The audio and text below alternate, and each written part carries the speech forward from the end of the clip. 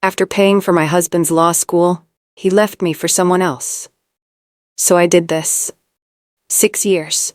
That's how long I worked 2 jobs to put my husband Eli through law school. Every morning at 6 a.m. I'd drag myself out of bed to teach 3rd grade at Riverside Elementary. Every evening at 6 p.m., I'd change into my uniform and wait tables at Romano's until closing. "You're amazing, Grace," Eli would say, kissing my forehead as I counted tips at our kitchen table. "I promise this will all be worth it. Once I'm a lawyer, we'll have everything we ever dreamed of." I believed him. I believed in us. While other couples our age were buying houses and starting families, I was living off peanut butter sandwiches so Eli could focus on his studies.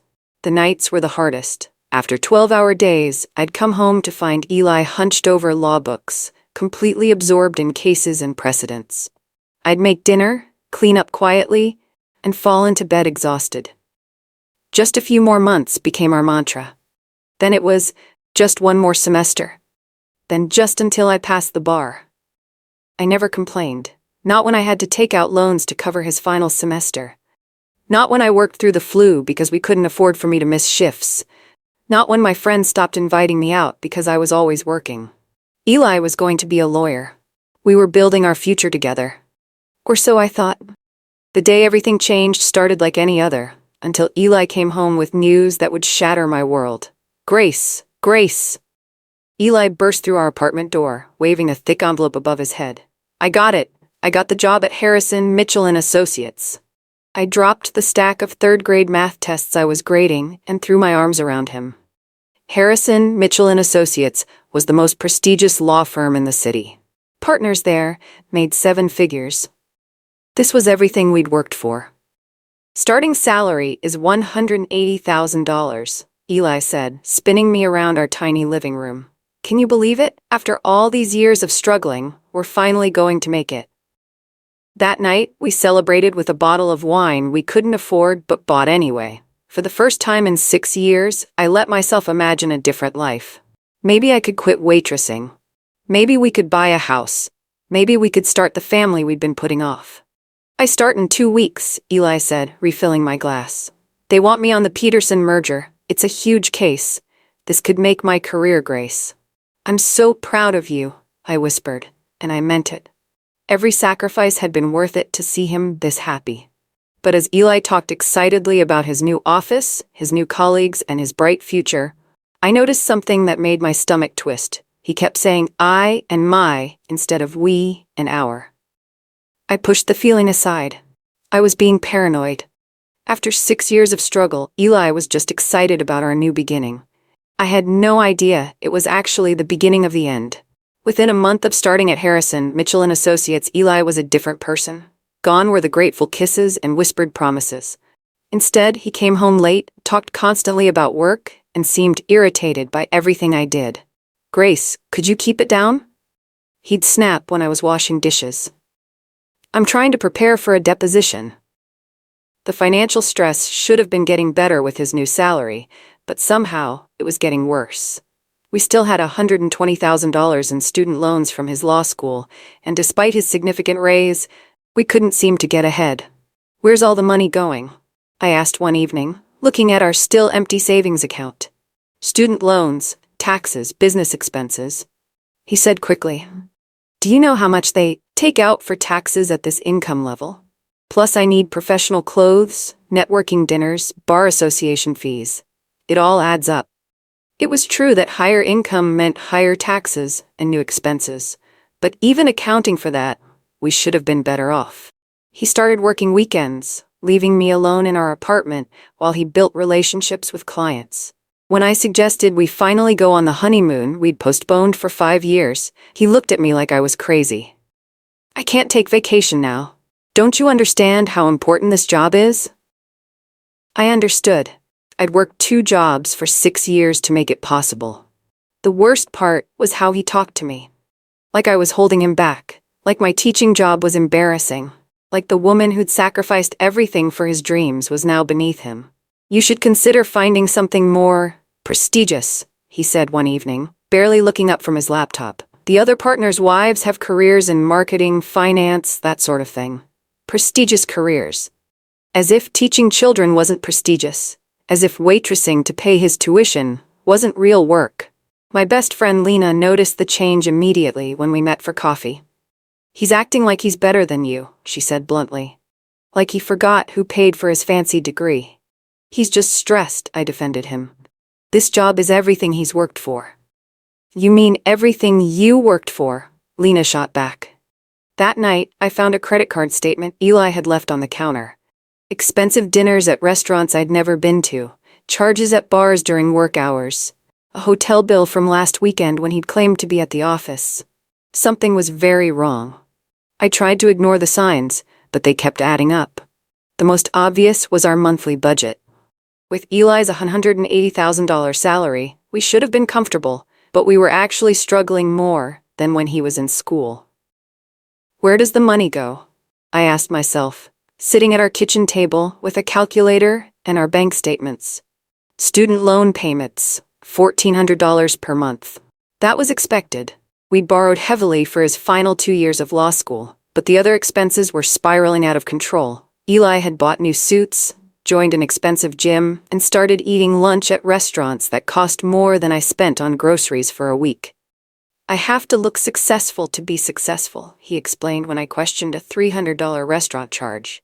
"Image matters in law." His phone, which used to sit casually on our coffee table, was now password protected and never left his side. He'd changed our phone plan to individual accounts for business purposes, which meant I could no longer see his call logs online. But what really worried me was finding cash withdrawal receipts in his pockets.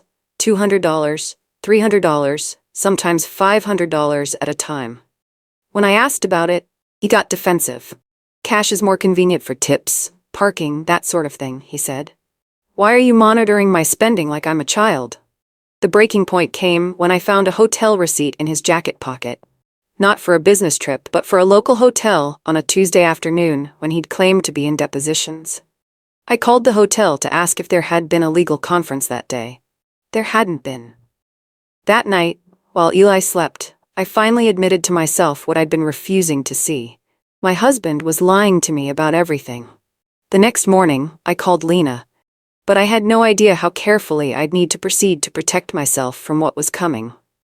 "I need your help," I told Lena over coffee the next day. "Something's wrong with Eli, and I need to know what." Lena worked as a private investigator for a small firm downtown. She mostly handled insurance fraud and background checks, but she had skills I needed. "Grace, I have to be honest with you. There are limits to what I can legally access. I can't get bank records without a court order, and I can't hack into private accounts. What can you do?" "Public records, social media analysis, surveillance if necessary, and sometimes people leave digital trails they don't realize exist." "Like what?" "Well, if Eli is using joint credit cards for personal expenses, you have legal access to those statements. And if he's active on social media or dating apps, that's all public information." We started with what I could legally access. Our joint credit card statements showed a clear pattern of expensive dinners, bar charges, and even hotel costs, all during supposed work hours. "This is enough to confirm he's lying about where he goes," Lena said. "But to prove an affair, we need more." "What about work stuff?" "That's trickier. If he's doing something illegal at his job, we'd need evidence that doesn't violate attorney-client privilege. Maybe financial irregularities in his own accounts, not client accounts." Over the next 2 weeks, not 1 week, Lena carefully documented Eli's patterns. Public records showed he'd recently opened several new credit cards in his name only. Social media surveillance revealed he was frequently tagged at locations he'd never mentioned to me. "Grace," Lena said during our third meeting, "I found something interesting. Eli has been making large cash deposits into a personal account, amounts that don't match his regular paycheck." "How did you find that?" "He applied for a personal loan last month and listed his assets. The application is public record once filed. He's claiming income that's $40,000 higher than his salary." That's when we knew something was seriously wrong. "What do you want to do?" Lena asked carefully. "Confront him? File for divorce? Key his car?" "None of that," I said, my voice steadier than I felt. "I want to understand who I've been married to. Really understand." "What do you mean?" Eli's not just cheating, he's lying about money, lying about where he goes, lying about everything. I want to know what else he's hiding. Lena raised an eyebrow. You want me to investigate your own husband? Yes. Full background check, financial records, work history. Everything. If I'm gonna blow up my life, I want to know exactly who I'm dealing with. Grace, this could get expensive. I have some money saved, I said. Teaching money that Eli doesn't know about. It was true. For the past year, I'd been secretly saving small amounts from my paycheck.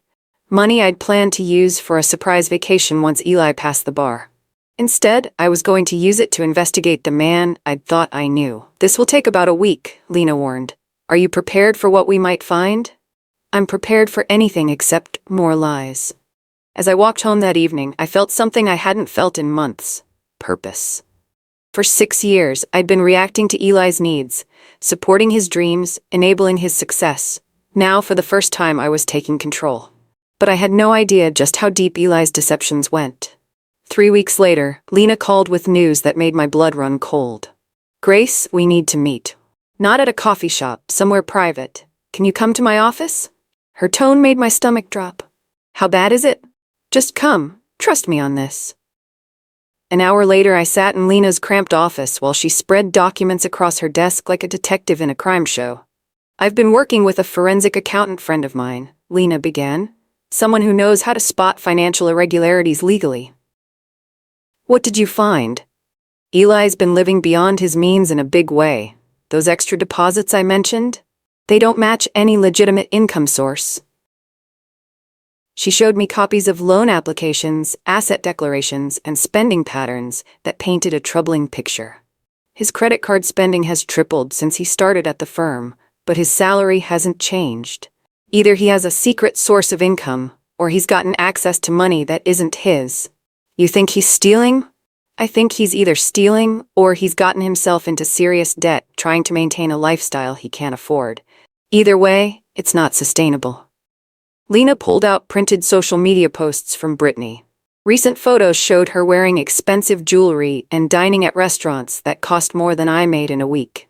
Grace, I have to ask, has Eli ever had access to client funds at his job? I don't know. I assume all lawyers do, right? Not all lawyers, but someone in litigation might handle client settlement funds or retainer payments, if he's been taking money from those accounts, even temporarily. She didn't need to finish the sentence. I understood the implications. What do we do now? Now we need to be very careful. If Eli is involved in financial crimes, this becomes a criminal matter. We can't investigate further without potentially interfering with law enforcement.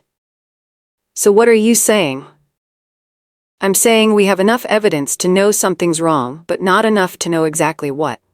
You need to decide how far you want to take this. That night, I lay awake thinking about the man I'd married versus the man Lena had described. Somewhere along the way, Eli had become someone I didn't recognize. What exactly are you thinking? Lena asked, studying my face carefully.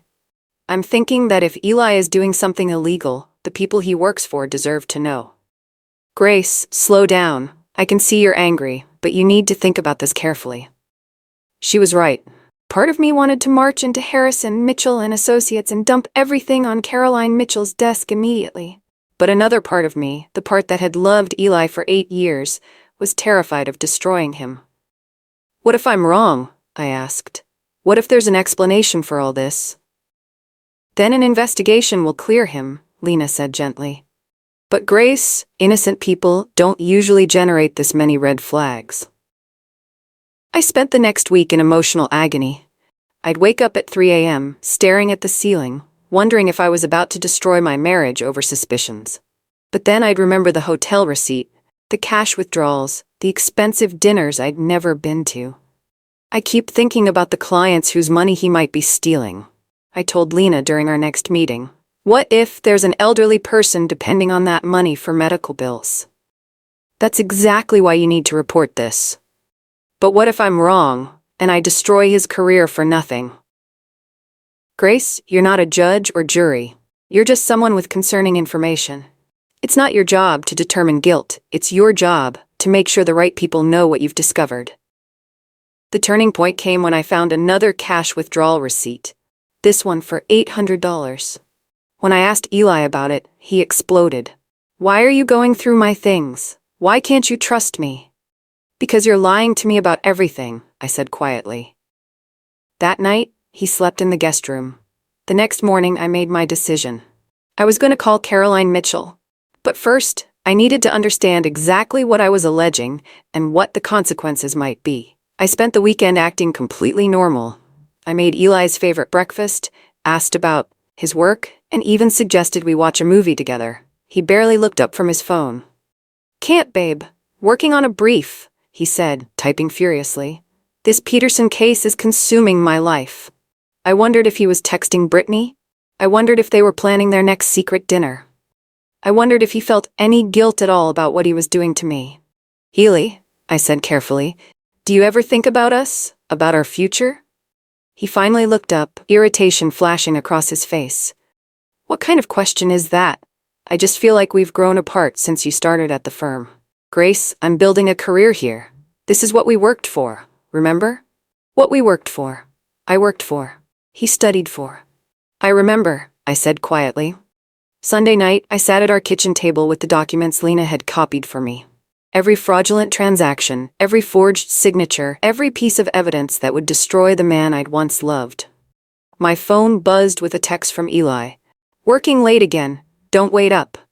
At 10 p.m., I called Harrison, Mitchell & Associates and left a voicemail for Caroline Mitchell. "Miss Mitchell, my name is Grace Thompson. I have information about serious ethical violations involving one of your attorneys that I believe you need to see. Please call me back at your earliest convenience." I hung up and poured myself a glass of wine. There was no turning back now. But I still had no idea how much my life was about to change. Caroline Mitchell called me back at 7 a.m. Monday morning. Her voice was crisp, professional, and slightly intimidating. "Miss Thompson, you left a message about ethical violations. I need you to be very specific about what you're alleging. I have concerns about one of your attorneys based on financial irregularities I've discovered. I believe there may be issues with client fund management." There was a long pause. "Miss Thompson, these types of allegations require careful handling. Are you prepared to provide specific documentation?" "Yes. I have financial records that suggest unauthorized access to funds that don't belong to him." "I see. And what is your relationship to this attorney?" I took a deep breath. "He's my husband." Another pause, longer this time. "Miss Thompson, I need to be clear about something. If you're alleging financial misconduct by one of our attorneys, we have legal obligations to investigate thoroughly. This isn't something that can be undone once we start." "I understand. I also need you to understand that matrimonial disputes sometimes lead to accusations that aren't substantiated. We take all allegations seriously, but we also protect our employees from false claims. This isn't about our marriage, Miss Mitchell. This is about money that appears to be coming from sources that aren't his salary." "Can you be more specific?" "He's living a lifestyle that costs 3 times his annual salary. Either he has income sources I don't know about, or he's accessing money that isn't his." Caroline was quiet for almost a minute. "Miss Thompson, I'm going to ask you to come in, but I want you to understand the process. We'll listen to what you have to say, review any evidence you provide, and then conduct our own independent investigation if warranted." "What does that mean for Eli?" "It means if we find evidence of misconduct, we'll take appropriate action. If we don't find evidence, this conversation never happened. And if you do find evidence, then we'll follow all required legal procedures, which may include termination and referral to law enforcement." The weight of what I was about to set in motion hit me fully. "Miss Mitchell, can I ask you something?" "Of course. In your experience, do innocent people usually generate this kind of financial inconsistency?" "No, Miss Thompson, they don't." For the next hour, I laid out everything Lena had discovered while Caroline Mitchell examined each document carefully, asking detailed questions and making notes on a legal pad. "Miss Thompson, this is concerning information, but I need to follow proper procedures," she said finally. "I'm going to refer this matter to our general counsel and ask him to conduct a formal investigation." "What does that mean?" "It means a trained investigator will review everything you've provided and determine whether there's sufficient evidence to warrant action." This isn't something I can handle personally. Will you tell them I'm the source? Not unless you give me permission. For now, you'll remain an anonymous tipster. She gathered the documents carefully. Miss Thompson, I want you to understand what might happen. If our investigation confirms wrongdoing, we'll terminate the employee immediately and refer the matter to law enforcement. If we don't find evidence of wrongdoing, this matter will be closed and sealed. How long does an investigation take? Usually 2 to 3 weeks for something this serious. Our general counsel will need to interview employees, review financial records, and possibly involve forensic accountants. As I stood to leave, Caroline Mitchell said something that surprised me. Miss Thompson, I've been practicing law for 30 years. What you're doing, reporting potential criminal behavior, even when it affects someone close to you, that takes real integrity. I just want to protect innocent people. Exactly. That's what integrity looks like. 2 weeks later, I got the call I'd been dreading and anticipating. Miss Thompson? This is James Patterson, General Counsel at Harrison, Mitchell & Associates. Could you come in to discuss your recent report? The investigation had found something serious enough that they needed to talk to me again. I drove to their office, knowing that in the next hour, I would learn whether my suspicions had been correct or whether I'd destroyed my marriage over nothing. But I was prepared for either outcome.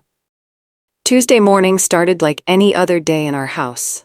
Eli rushed around getting ready for work, complaining about traffic and grabbing coffee on his way out. Big day today, he said, kissing my forehead absently.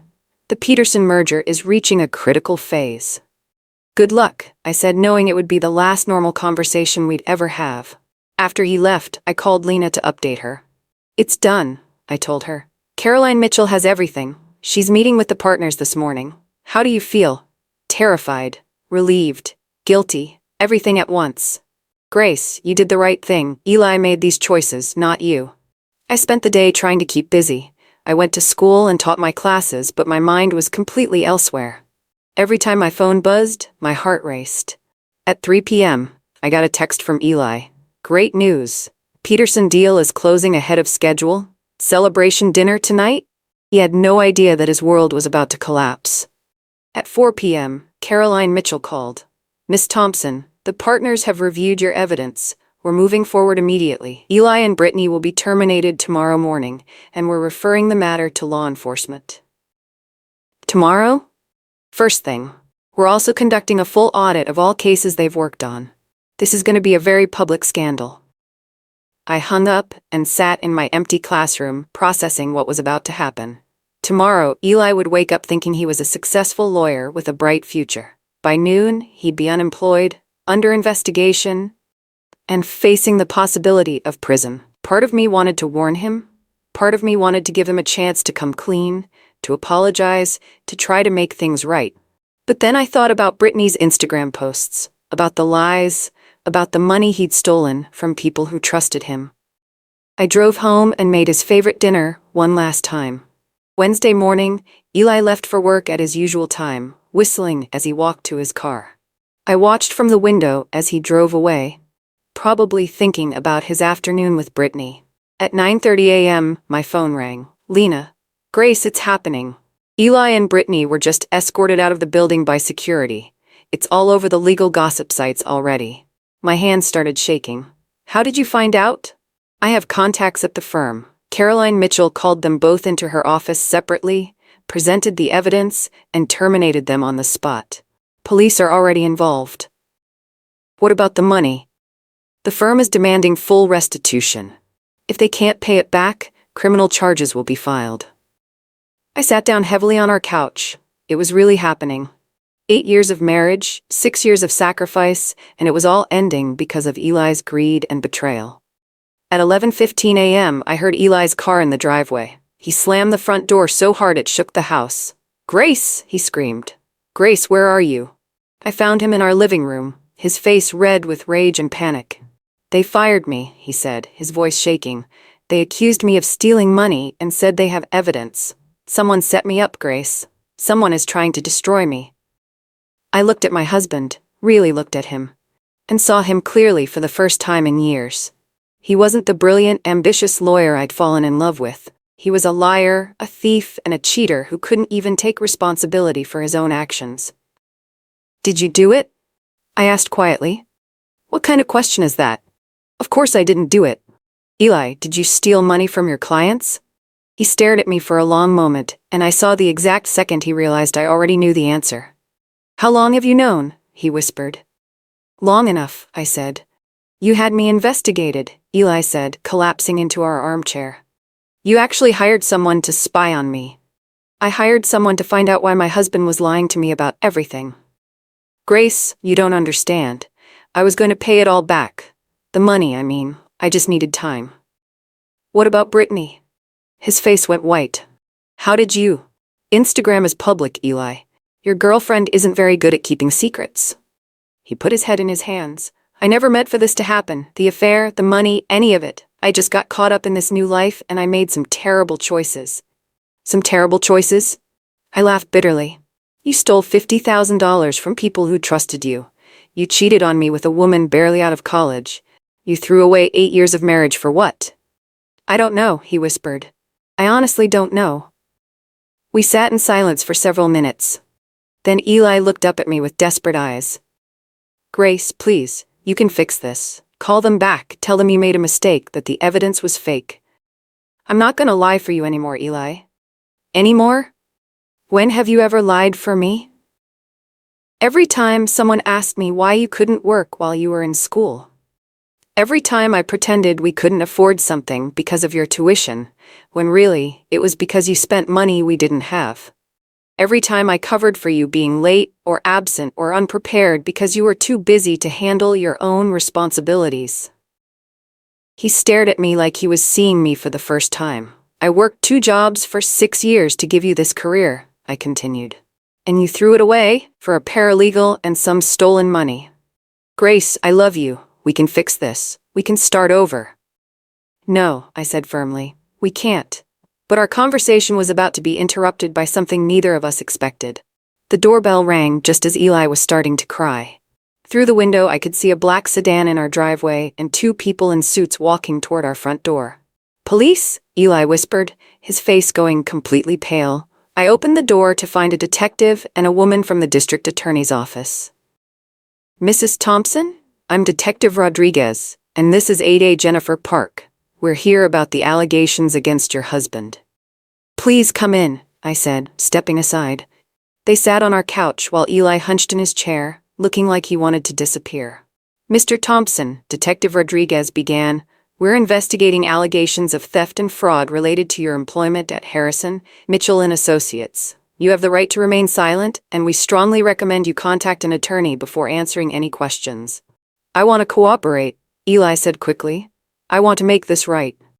"Eli, don't say anything," I interrupted. "Call a lawyer first." He looked at me in surprise. "You still care what happens to me?" "I care about the truth being told properly." ADA Park leaned forward. "Mrs. Thompson, we understand you provided evidence that led to this investigation. We'd like to ask you some questions as well." For the next hour, I answered questions about how I'd discovered Eli's crimes, what evidence I'd found, and what I knew about Brittany's involvement. Eli sat silently, occasionally shaking his head in disbelief. "Mr. Thompson," Detective Rodriguez said finally, "we're not arresting you today, but you should expect charges to be filed within the week. The firm is demanding full restitution, and the evidence of theft is overwhelming." After they left, Eli and I sat in our living room in complete silence. Our marriage was over, his career was destroyed, and he was facing potential prison time. "Why didn't you just divorce me?" he asked finally. "Why did you have to destroy everything?" "I didn't destroy anything, Eli. You did that all by yourself." But even as I said it, I wondered if there might have been another way to handle this. That doubt lasted exactly until my phone rang with an unexpected call. "Mrs. Thompson? This is Caroline Mitchell. I hope I'm not calling at a difficult time." I looked at Eli, who was staring out the window like a man in shock. "It's definitely a difficult time, but I can talk. I wanted to thank you again for bringing this matter to our attention. Because of your integrity, we were able to prevent further theft and protect our other clients. I'm glad I could help. Actually, That's why I'm calling. I have a proposition for you, though it's quite different from what you might expect. I walked into the kitchen so Eli couldn't hear. What kind of proposition? We need someone to help us understand how this fraud went undetected for so long.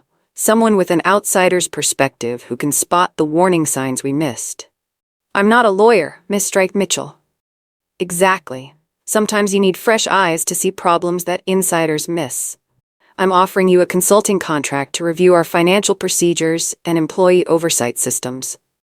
How much of a contract? $25,000 for 3 months of part-time work. If your recommendations prove valuable, we'd consider expanding the arrangement. I nearly dropped the phone. It wasn't a fortune, but it was more than I made in half a year of teaching. What would I be doing exactly? Reviewing how employee expenses are processed, how we monitor unusual financial patterns, how we train staff to recognize red flags. Your background in education would actually be valuable. You know how to design training programs. Can I think about it? Of course. But I should mention, this type of consulting work could lead to opportunities with other firms. There's a growing need for people who understand fraud prevention from a human behavior perspective. After hanging up, I stood in my kitchen processing what had just happened. The man I'd spent 6 years supporting had betrayed me and was now facing criminal charges.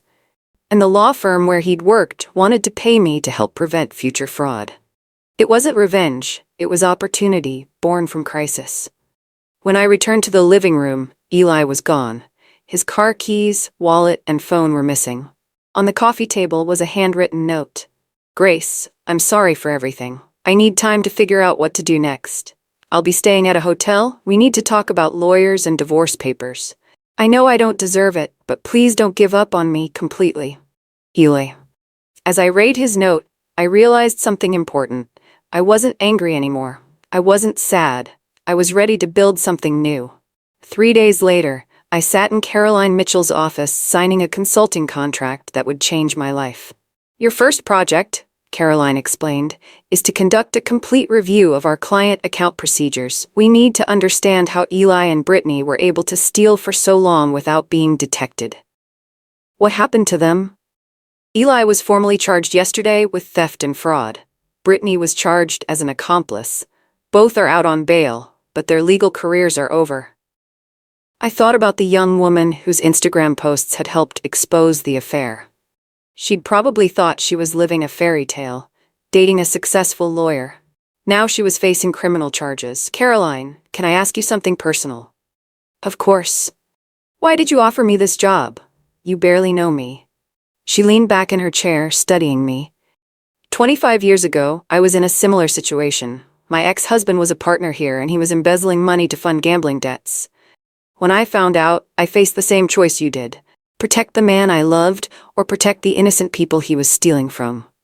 What did you choose? I turned him in. Lost my marriage, but saved my integrity. The firm offered me a job afterward and I've been here ever since. Do you regret it?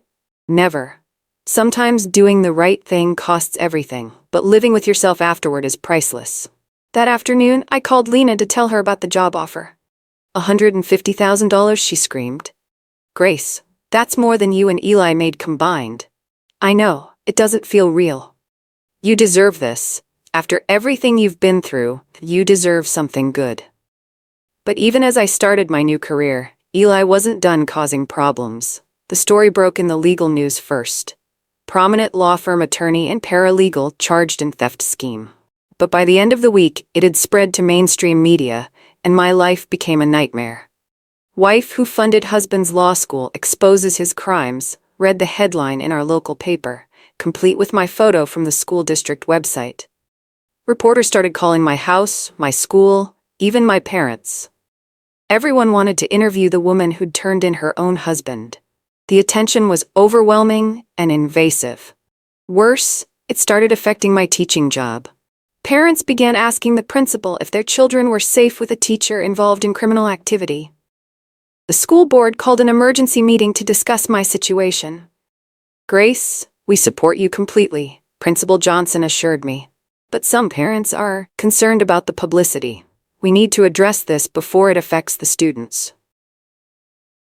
I was placed on administrative leave while the school district figured out how to handle the media attention.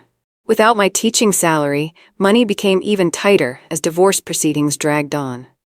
The social media response was brutal.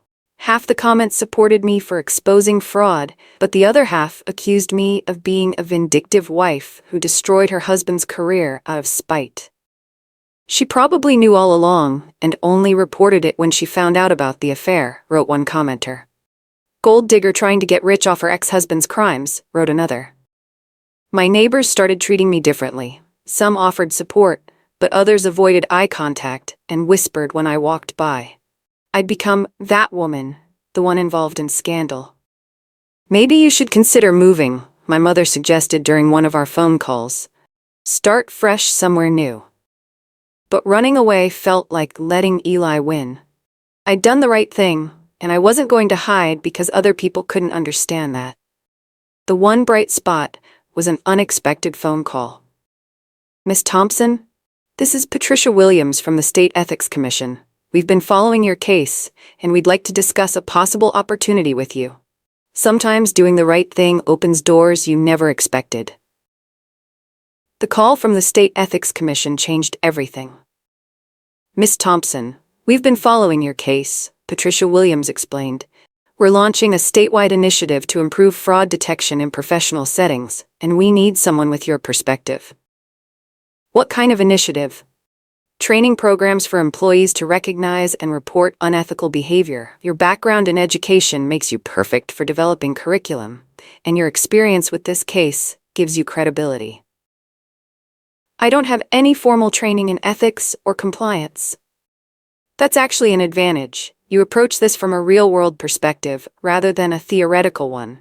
We'd provide all the professional development you need. The position was temporary, 6 months, to help design and pilot their training program, but it paid well and would get me out of the limbo I'd been in since taking leave from teaching. There's one requirement, Patricia added. You'd need to complete certification in professional ethics and compliance standards. The courses are intensive, but we'd pay for everything. Over the next 6 months, I threw myself into learning about compliance, ethics, and fraud prevention. The coursework was challenging. Business law, financial regulations, investigative procedures, and training design. My evenings were spent studying, while my days were spent developing training materials for lawyers, accountants, and other professionals. I learned about whistleblower protections, conflicts of interest, and the psychology of unethical behavior. You're a natural at this, Patricia told me during one of our monthly reviews. You understand both the technical aspects and the human factors that lead to fraud. The work was fascinating and meaningful. I was helping create systems that would prevent other people from becoming victims of professional fraud. More importantly, I was building real expertise in a growing field. The ethics and compliance industry was expanding rapidly as companies realized they needed better internal controls. Have you thought about making this permanent? Patricia asked toward the end of my contract. Several law firms have inquired about hiring you once your certification is complete. I hadn't expected to find a new career in the wreckage of my marriage. But that's exactly what was happening. When Caroline Mitchell called 3 months later with her consulting offer, I was ready. I had the skills, the credentials, and the confidence to take on the challenge. As Eli's trial date approached, I found myself in an unusual position. I was a key witness for the prosecution, but I was also his estranged wife who would benefit from his conviction. "Are you okay with testifying against him?" Caroline asked during one of our work meetings. "I'm okay with telling the truth," I replied. "Whatever happens after that is up to the jury." My new job was everything I'd hoped for and more. I was designing ethics training programs, reviewing financial procedures, and helping create systems that would prevent future fraud. For the first time in years, I felt like I was using my brain for something meaningful. But the personal cost was enormous. Divorce papers had been filed. Our house was in foreclosure. Eli's legal bills were mounting, and he'd been calling my friends and family asking for money. "He wants me to post bail for his appeal," my mother told me during one of our weekly phone calls. "He says if he goes to prison, he'll never be able to pay back the money he owes." "Mom, Please don't give him anything. He made these choices. But Grace, what if he really is sorry? What if this is just a terrible mistake? A terrible mistake. He stole $200,000 and was planning to flee the country with his girlfriend. That's not a mistake. That's a crime spree. The week before the trial, Lena called with surprising news. Grace, you're not going to believe this. Brittany just flipped. She's agreed to testify against Eli in exchange for a reduced sentence. What does that mean? It means she's going to tell the jury everything. How the theft worked, how long it was going on, and what Eli told her about his plans to leave you. I hung up, feeling oddly relieved. Soon, the whole truth would come out. Everyone would know exactly who Eli really was. But I still wasn't prepared for what would happen in that courtroom. The courthouse was packed with reporters and legal professionals when Eli's trial began. I sat in the witness section, watching the man I'd been married to for 8 years being led to the defendant's table in handcuffs. He looked terrible. Thinner, older, defeated. When his eyes met mine across the courtroom, I saw desperation and something that might have been regret. The prosecutor laid out the case methodically. Forged documents, altered bank records, fake expense reports. The evidence was overwhelming. But it was Brittany's testimony that really destroyed him. Mr. Thompson told me that stealing the money was temporary, she said from the witness stand. He said he was planning to pay it all back once he got a bonus. But then he started talking about disappearing, about starting over somewhere new. Did he mention his wife during these conversations? The prosecutor asked. He said she was holding him back, that she was too simple to understand his ambitions. He said leaving her was the best thing he could do for both of them. I felt like I'd been slapped. Too simple. After 6 years of working 2 jobs to support his dreams, he described me as too simple. When it was my turn to testify, I walked to the witness stand feeling strangely calm. Mrs. Thompson, the prosecutor began, please tell the jury about your relationship with the defendant. For the next hour, I told our story. How we'd met in college, how I'd worked 2 jobs to pay for his law school, how I'd believed in his dreams even when no one else did. When did you first suspect something was wrong? When his behavior changed completely after he got the job. He became secretive, cruel, and financially irresponsible. What made you decide to investigate? I found charges on our credit card for expensive dinners I'd never been to. When I asked about them, he lied to my face. The defense attorney tried to make me look vindictive during cross-examination. Mrs. Thompson, isn't it true that you hired a private investigator to spy on your husband because you were jealous of his success? No, I said firmly. I hired an investigator because my husband was lying to me, and I needed to know why. And when you discovered his affair, you decided to destroy his career out of spite? I discovered that he was stealing money from people who trusted him. I reported it because it was the right thing to do. After my testimony, I sat in the gallery and watched Eli take the stand in his own defense. He was articulate, remorseful, and completely unconvincing. The jury deliberated for less than 2 hours. Guilty on all counts. 3 weeks later, I sat in the same courtroom for Eli's sentencing hearing. His parents were there, along with a few colleagues who still supported him. The victims, clients whose money he'd stolen, gave impact statements about how his crimes had affected their lives. Your Honor, said Mrs. Patterson, an elderly woman whose retirement account Eli had raided, I trusted him with my life savings. Now I can't afford my medications because of what he did. When it was Eli's turn to speak, he stood and addressed the court with tears in his eyes. Your Honor, I take full responsibility for my actions. I betrayed the trust of my clients, my employer, and my wife. I let ambition and greed cloud my judgment, and I'm deeply sorry for the pain I've caused. He turned to look at me. Grace, I know I don't deserve your forgiveness, but I want you to know that you were the best thing that ever happened to me. I threw it all away because I thought I deserved more than what we had. I was wrong about everything. Judge Martinez listened patiently to Eli's statement, then delivered his sentence.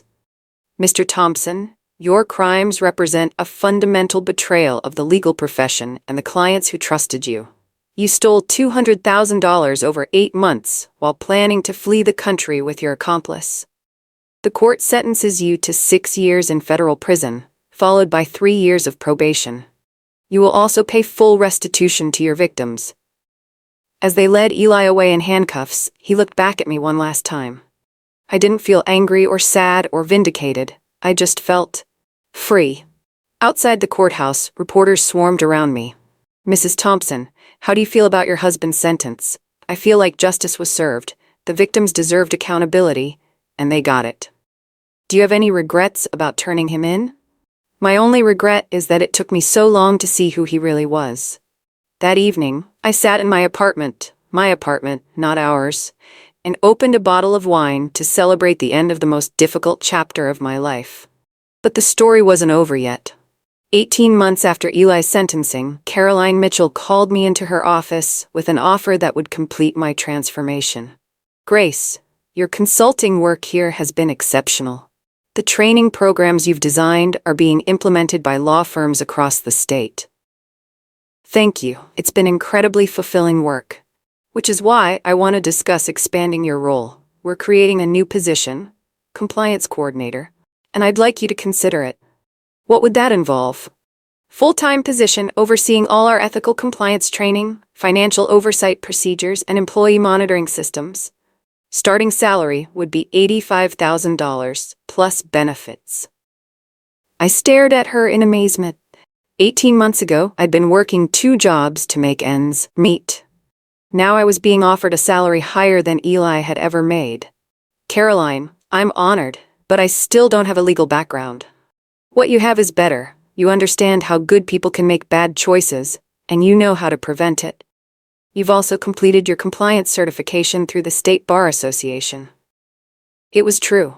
Over the past year, I'd taken courses in legal ethics, financial compliance, and fraud prevention. What started as consulting work had become a genuine expertise. "There would be room for growth," Caroline continued. "If you excel in this role, we'd support you getting additional certifications. In 5 years, you could be directing compliance for multiple firms." "What about my teaching background?" "I loved working with kids." "You'd still be teaching, just teaching adults about making ethical choices. And Grace, you'd be protecting clients from what happened to them because of Eli." That evening, I called Lena to share the news. $85,000, she said excitedly. "Grace, that's more than you and Eli ever made combined when you were married." "It's not just about the money, though. I actually love this work." "You found your calling in the worst possible way, but you found it." She was right. Eli had tried to destroy our life together, but instead he'd led me to work that felt meaningful and important. "Grace," Lena said seriously, "are you happy?" I thought about that question. I had interesting work, financial security, and the respect of my colleagues. I was divorced from a man who'd seen me as useful rather than valuable. I was free to build whatever life I wanted. "Yes," I said, "I actually am." A year later, I was invited to speak at a legal ethics conference about fraud prevention. The ballroom was packed with attorneys, paralegals, and compliance officers from across the country. 2 years ago, I began. I was a 3rd-grade teacher, working nights as a waitress to support my husband through law school. I thought I was building a future with someone I loved. Instead, I was enabling someone who saw me as useful rather than valuable. I told them about discovering Eli's crimes, about the difficult decision to report him, and about the career that had grown from the ashes of my marriage. "The lesson isn't that all lawyers are criminals or that all marriages end in betrayal," I continued. "The lesson is that integrity matters more than loyalty. Sometimes the most loving thing you can do is refuse to enable someone's destructive behavior." During the Q&A, a young woman raised her hand. "Miss Thompson, how do you move forward after someone you trusted completely betrays you?" "You remember that their choices reflect who they are, not who you are," I said. "And you build something better." After my speech, people lined up to thank me and share their own stories. But the conversation that touched me most came from an unexpected source. "Grace?" I turned to see Brittany Walsh standing behind me. She looked older, more mature, and genuinely remorseful. "Brittany, I'm surprised to see you here.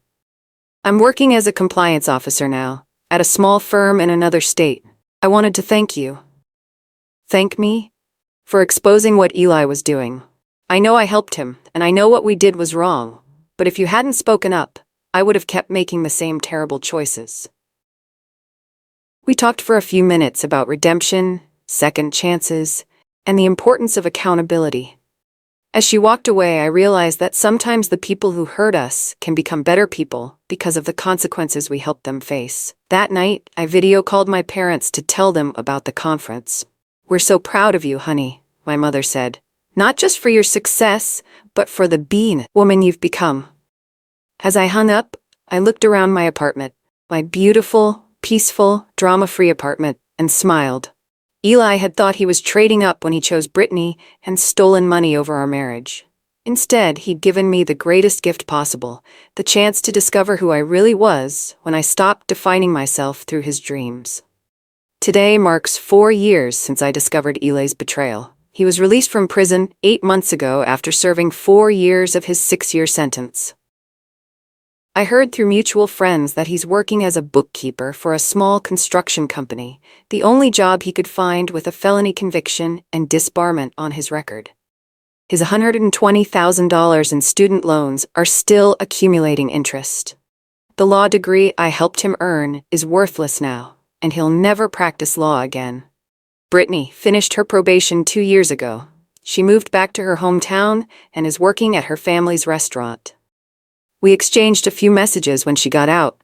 She wanted to apologize again and thank me for exposing Eli's crimes before she got in deeper. As for me, I'm not the same woman who worked 2 jobs to support someone else's dreams. I'm the Director of Compliance and Ethics at Harrison, Mitchell & Associates, making $110,000 a year with full benefits and a pension plan. It took me 3 years of part-time consulting, professional development courses, and proving myself, but I earned this position through my own merit. More importantly, I've learned to value myself the way I once valued Eli. My worth isn't determined by how useful I am to someone else. I've been dating for the past year, a fellow compliance professional I met at a training conference. It's nice to have conversations with someone who sees me as an equal partner rather than a convenience. "Do you ever regret it?" he asked recently. "Turning in your husband, I mean." "Never," I said without hesitation. "Best decision I ever made." The financial restitution from Eli's case was distributed to the clients he stole from. I didn't receive any of that money, nor should I have. My reward was the career opportunity and the chance to rebuild my life with integrity. I sometimes think about the sliding doors moment when I found those first suspicious credit card charges. I could have ignored them, made excuses, continued enabling Eli's behavior. If I had, he probably would have stolen more money, eventually been caught anyway, and dragged me down with him. Instead, I chose truth over comfort, justice over loyalty, and my future over my past. The woman who once worked 2 jobs to put her husband through law school now trains legal professionals across the country about ethical decision-making. The woman who was once called too simple now earns more than Eli ever did, and she earned it herself. Eli thought he was choosing between his old life and his new life when he decided to betray me. What he was really choosing was between a woman who would have supported him through anything and a prison cell. He chose poorly. I chose freedom, integrity, and the chance to build something meaningful from the ashes of his betrayal, and I've never looked back. After paying for my husband's law school, he left me for someone else, so I did this.